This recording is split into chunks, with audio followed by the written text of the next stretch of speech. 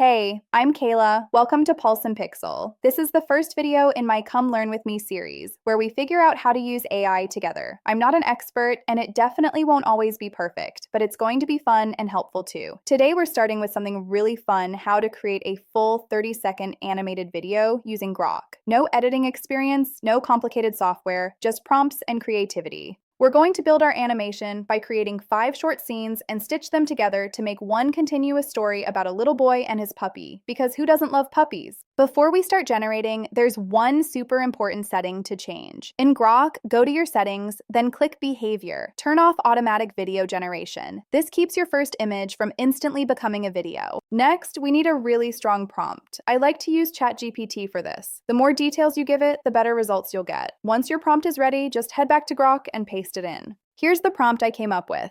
A small golden puppy walks alone through a quiet city park at sunrise. The camera slowly moves forward as the puppy looks around nervously. Soft morning light filters through the trees.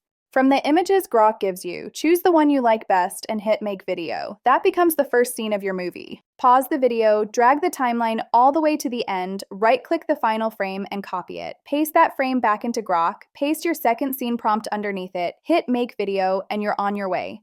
Repeat that same process until all 5 scenes are complete. And then comes the fun part, bringing everything together in CapCut to create your 30-second short film. Log into CapCut, click Create New Project. The next step is to import your clips and drag them into your timeline. It's that simple. Once all of your clips are in the timeline, tap the volume button to mute any unwanted sound and then hit play. This is where you get to watch your movie come to life. If anything feels off, a clip that needs trimming, a scene that needs a redo, this is the perfect moment to make tweaks or reshoot a piece. Little adjustments here can make a big difference in how smooth your final story feels. All right, let's watch the little story we just created together.